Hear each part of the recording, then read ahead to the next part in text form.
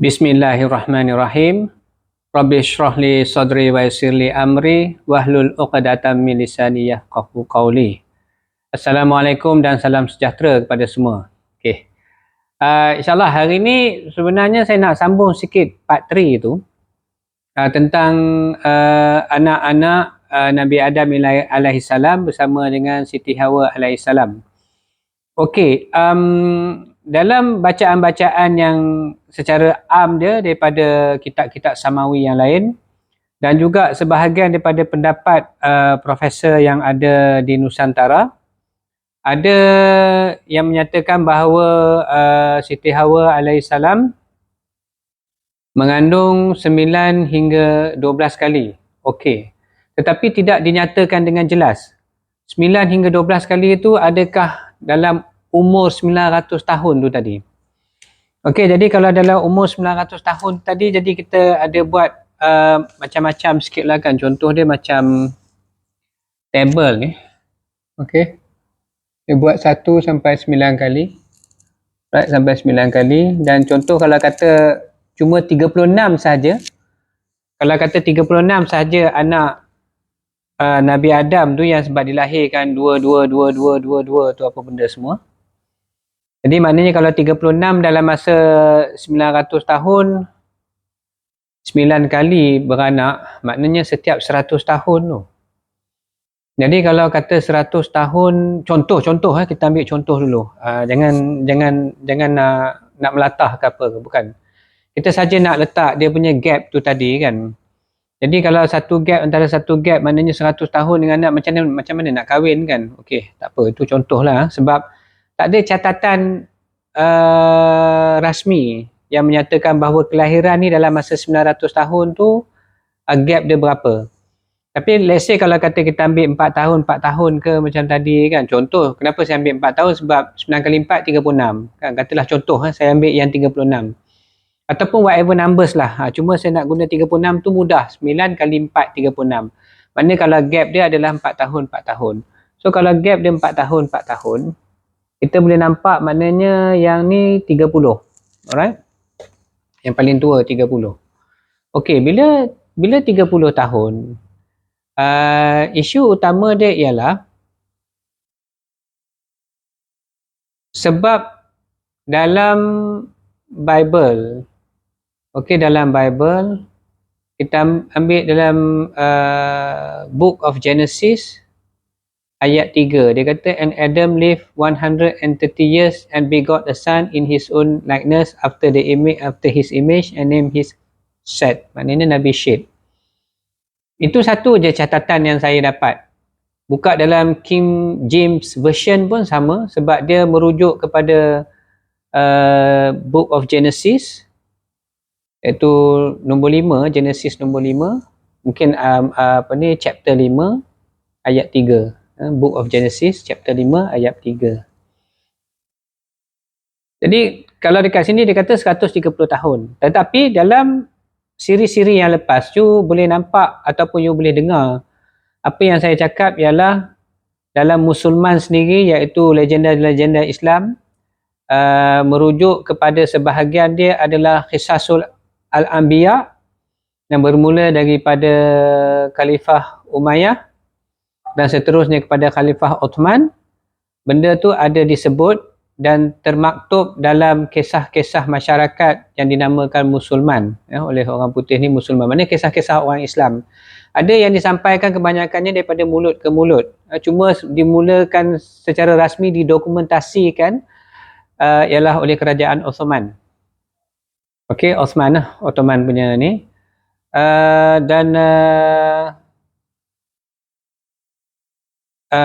Paling banyak ialah daripada Syria.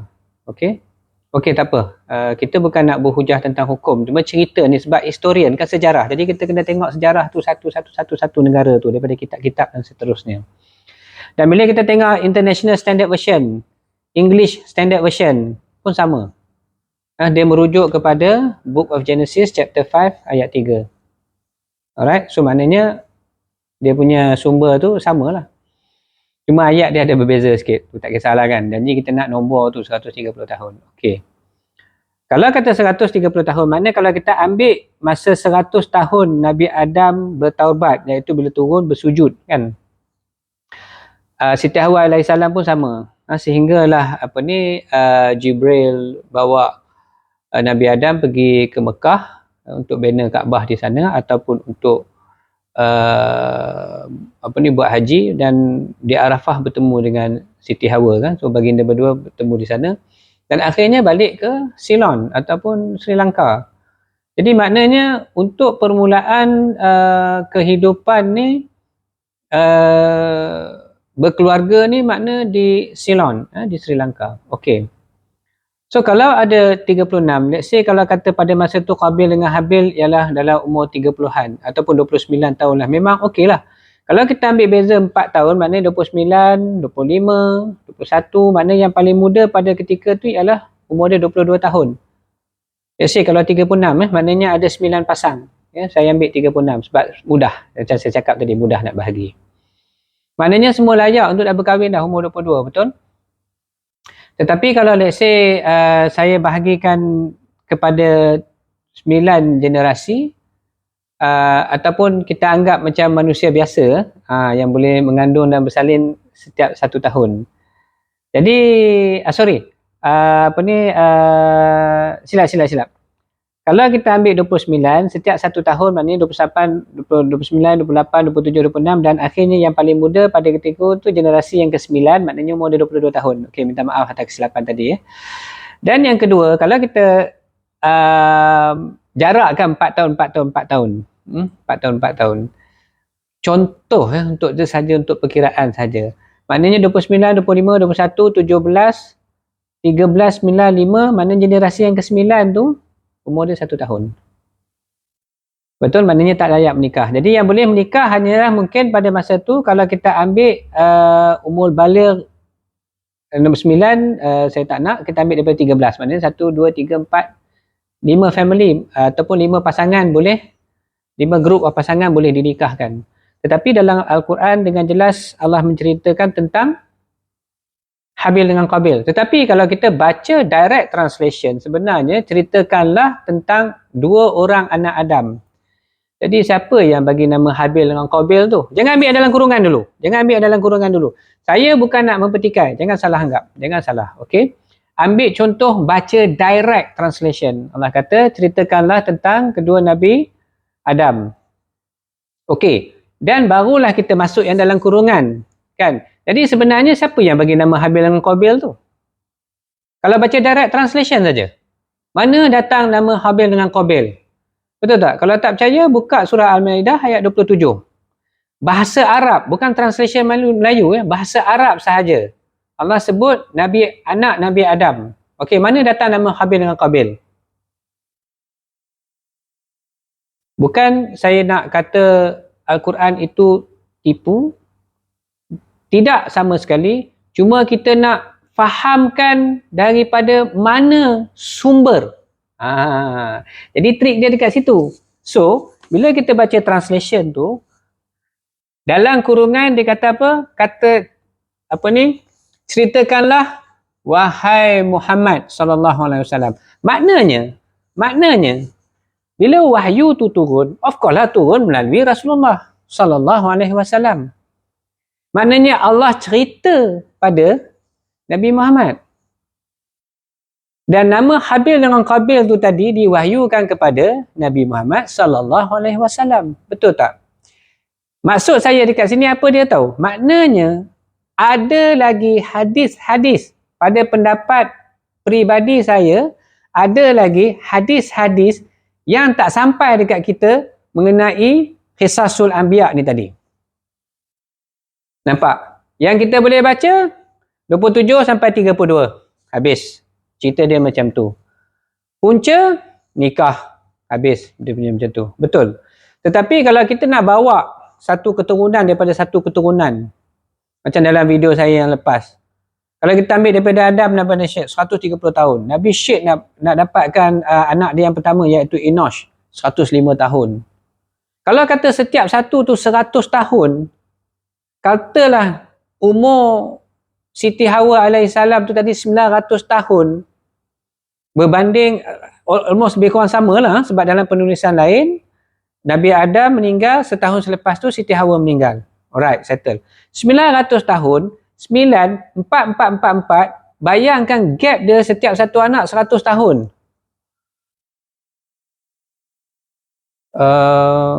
Population tu lambat lah maksud dia. Population tu lambat.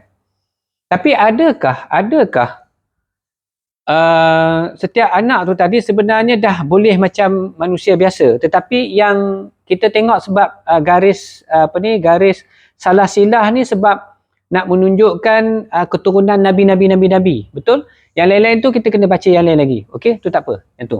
Alright. Untuk yang itu saya stop kat sini dulu. Bukan pasal apa? Sebab dah 2 minggu dah. Seminggu lebih ke 2 minggu. Saya tak dapat yang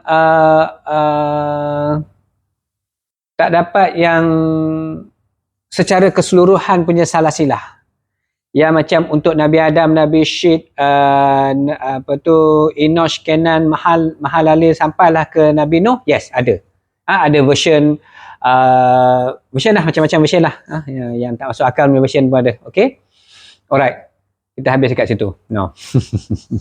Saya tinggalkan persoalan tu dulu. Okay? Tak apa, jangan risau. Tuan-tuan kalau ada masa boleh buat kerja rumah sendiri, tak ada masa boleh baca sendiri. Alright? Okay. Yang seterusnya ialah yang menarik perhatian saya mengenai kisah ni tadi, apabila dikatakan bahawa Nabi Adam menunaikan haji setiap tahun. Ini menarik. Bila dikatakan menunaikan haji setiap tahun, kita pun tahu. Right? Kita pun tahu haji ni you bukan boleh buat suka-suka. Betul tak? Haji ni you bukan boleh buat suka-suka. Sebab haji dia tertakluk kepada bulan yang telah ditentukan oleh Allah SWT, iaitu pada bulan Zulhijjah. Betul tak? Jadi bila pada bulan Zulhijjah, kali pertama memang Malaikat Jibril bawa Nabi Adam AS ke Mekah. Kali kedua, kita boleh anggap benda yang sama, pergi pula dengan Siti Hawa.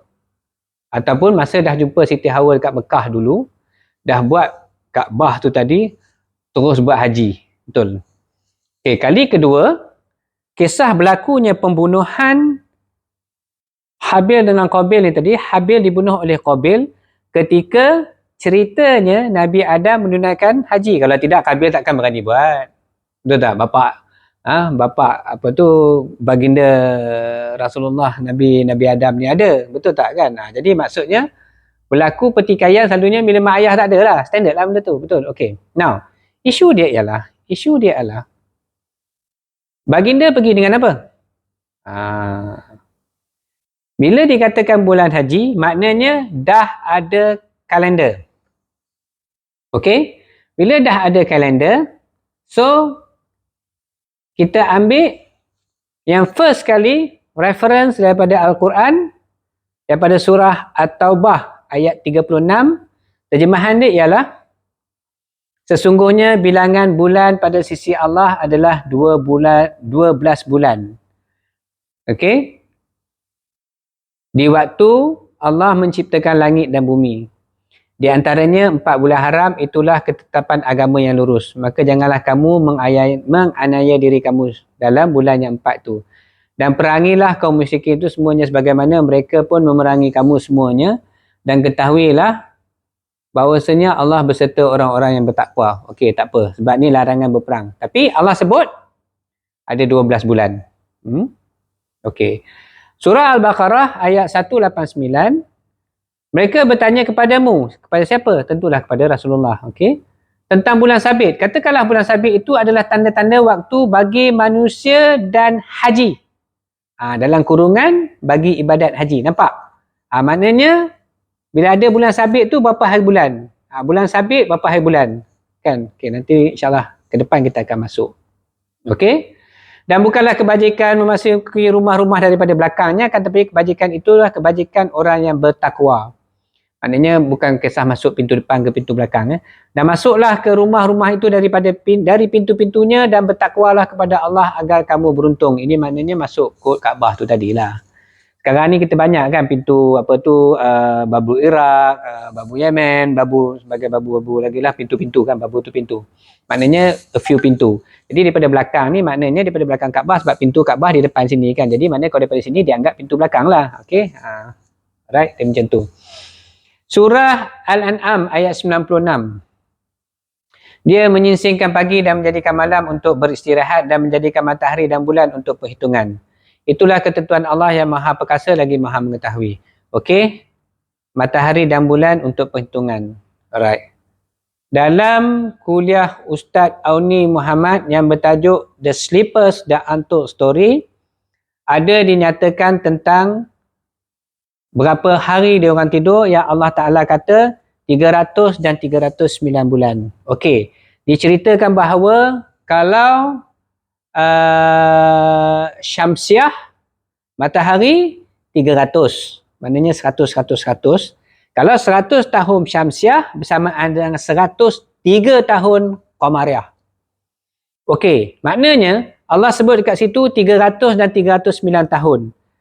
Tak payah argue banyak. Nak cerita ni, kalau ikut Ustaz Auni pun kata simple. Maknanya siapa yang guna kalender matahari, 300 tahun. Itu kata ulama' satu. Yang kedua, siapa yang menggunakan kalender bulan, Qamariah, 309 tahun. Itu pendapat satu ulama', satu grup ulama'. Yang kedua, 300 campur 9 tahun. Fine. Yang ketiga, 309 tahun. Fine. Maknanya, atas apa pun yang tahu sebenarnya Allah Ta'ala yang tahu. Betul? Sebab itu Quran yang beritahu. Alright. Surah An-Nahl ayat 16, dia menciptakan tanda-tanda penunjuk jalan. Yang ni saya nak cerita pasal penunjuk jalan. Dan dengan bintang-bintang itulah mereka mendapat petunjuk. Akhir sekali surah Al-An'am ayat 97, banyak lagi tapi saya ambil 1, 2, 3, 4 ni saja. Dan dialah menjadikan bintang-bintang bagimu agar kamu menjadikannya petunjuk dalam kegelapan di darat dan di laut. Okay. Sesungguhnya kami telah menjelaskan tanda-tanda kebesaran kami kepada orang-orang yang mengetahui. Okey. Tak percayalah dia ni dia baca nota dia sendiri ke dia buat. Sebenarnya inilah nota saya. Okey. Nota saya yang saya buat. Okey, yang saya baca. Setiap kali kita ni kita ada, maknanya kalau dekat sini you tengok saya retype balik semua cerita-cerita yang dekat dalam tu. Okey. Alright, so tadi sampai hari ni kalau tengok dia punya tu dah sampai 14 page dah. Okey. Tak saja nak tunjuk kan sebab dia yang petikai. Okey, tak apalah kan. Okey, kita letak. Alright. Jadi, apakah teknologi yang ada pada masa tu? Jadi, teknologi dia ialah kita tengok dekat sini pada An-Nahl ayat 16. Okey, yang pertama, bila kita nak pergi haji, kita pergi ke Kaabah, betul? Kaabah ni apa benda untuk kita sekarang ni sebenarnya? Kiblat. Betul tak kiblat? Okey. Di zaman Nabi Adam, ada kompas tak? Tak ada. Ada peta? Tak ada. Belum lagi. Belum lagi. Alright. Semua benda-benda ni tak wujud. Betul. Bila tak wujud, kita nak guna apa? Sama ada you ada di daratan, okey, macam ayat Al-An'am ayat 97 tadi. Dan dialah menjadikan bintang-bintang bagimu agar kamu menjadikannya petunjuk dalam kegelapan darat dan di laut. Sesungguhnya kami telah menjelaskan tanda-tanda kebesaran kepada orang-orang yang mengetahui di darat dan di laut. Okey. Apa guna bintang ni? Ini yang dipanggil bintang kiblat. 3 straight in a row. Okey? Ni. 3 ni. Alright. Macam mana nak guna bintang kiblat ni? Okey lah kalau masjid ada dekat sebelah. Betul tak? Kalau masjid ada dekat sebelah, memanglah kita boleh nampak, oh, itulah bintang kiblat, sanalah arah kiblat, betul. Tapi kalau you duduk tengah padang, you tak ada ni, macam mana you nak tahu bila you tengok, nak tengok ke arah sini ke you nak tengok ke arah bawah? Okey. Yang pertama ialah bintang kiblat ni dia panggil constellation ataupun buruj. Dia ada bentuk. Okey, dia ada bentuk. Dan bintang kiblat ni sebenarnya terdiri daripada 6. 1, 2, 3, 4, 5, 6, 7. Sorry, ada 7. Alright? Jadi bila you sambungkan bintang kiblat tu, dia akan jadi macam ni. Macam senduk. Okay? Dengan senduk.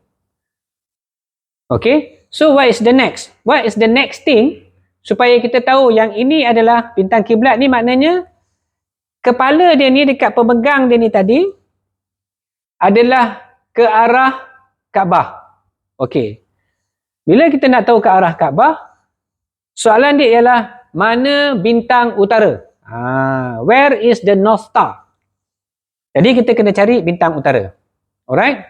Bintang utara, okey. Kalau kita tengok dekat sini, saya tundukkan sikit kamera ni.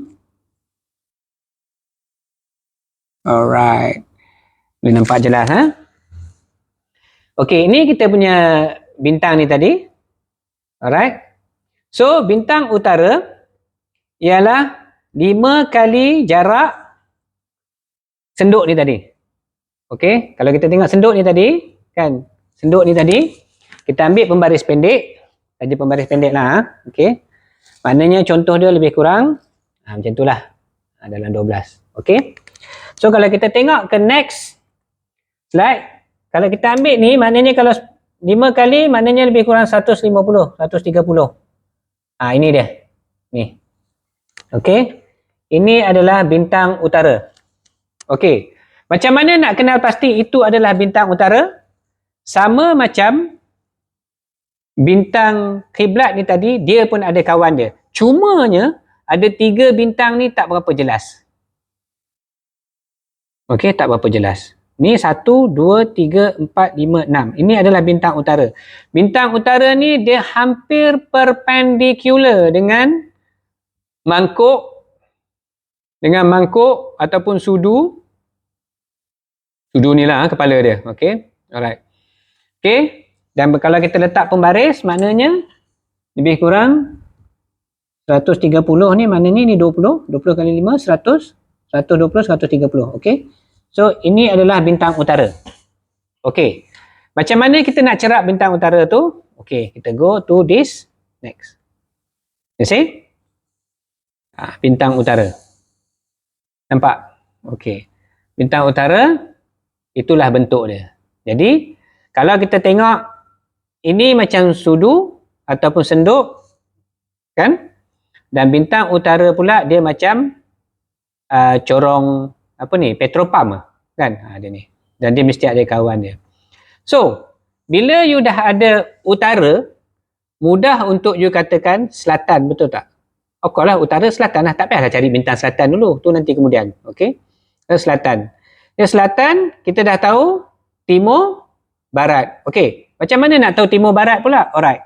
Kalau saya sekarang ni berada di Kedah, saya berdiri, kalau saya berdiri, saya melihat ke utara, belah kanan saya adalah timur. Dalil dia, negara Jepun kan belah timur. Betul? Jadi tangan kanan saya belah timur. Alright? Of course, belah kiri adalah barat. Tetapi kalau saya baring,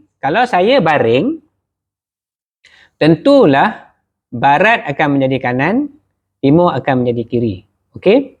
So, sama juga kalau kita berhadapan. Maksudnya ialah negara yang berhadapan dengan Malaysia ni apa? Maknanya yang 12 jam lebih lambat, iaitu di Amerika. Alright, di Amerika. Dan kalau di Amerika, kemungkinan tak dia ni ada di belah sini. Kan? Sebab di Amerika adalah barat. Betul? Amerika adalah barat. Timur dia adalah negara-negara Arab lah.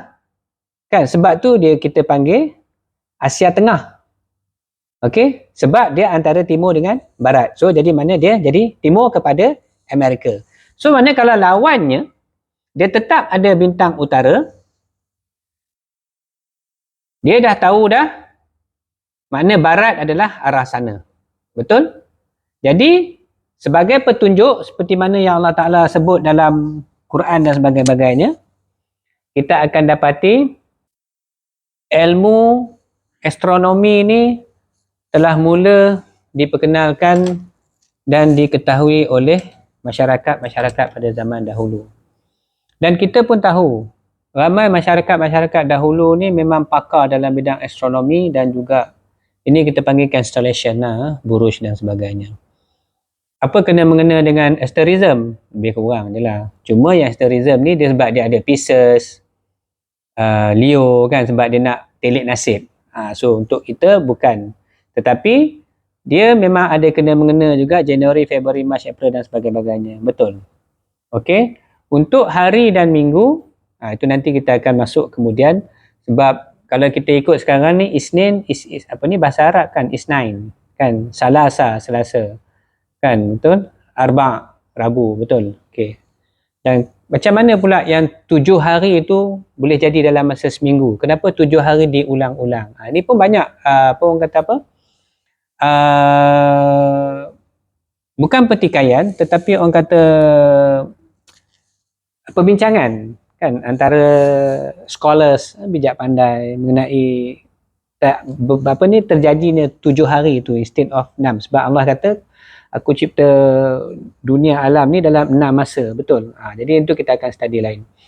Okey, so untuk kali ni saya ingat yang tu dulu. Kan maknanya dan juga maknanya bila dah tahu tentang ni tentulah mesti tahu geografi. Sebab apa? Macam mana nak pergi, macam mana nak berjalan, nak melintasi apa benda semua. Nampak? So maknanya tok nenek kita daripada zaman Nabi Adam dulu, benda-benda ni dah memang ada dan canggih dan dah ada pengetahuan tentang geografi, astronomi, constellation dan juga perjalanan. Maknanya ada teknologi-teknologi yang telah dicipta pada masa itu, dan nanti kita akan tengok selepas kita masuk ke chapter yang seterusnya, iaitu wafatnya Nabi Adam AS bersama dengan Siti Hawa AS. Kita akan masuk kepada Nabi Syed, di antara Nabi yang pertama yang diberi kebijaksanaan yang luar biasa bersama dengan adik baginda iaitu Rokail. Okey. Untuk itu saya akhirkan dekat sini dulu. So terima kasih banyak untuk perhatian kali ini. Mudah-mudahan kita dah dapat ilmu baru ni, insya-Allah. Kalau tuan-tuan di luar sana ada apa ni boleh kongsi dengan saya mungkin apa-apa pengetahuan ataupun rujukan dan sebagainya, tolong kongsi dengan saya. Okey, terima kasih banyak. Assalamualaikum warahmatullahi wabarakatuh.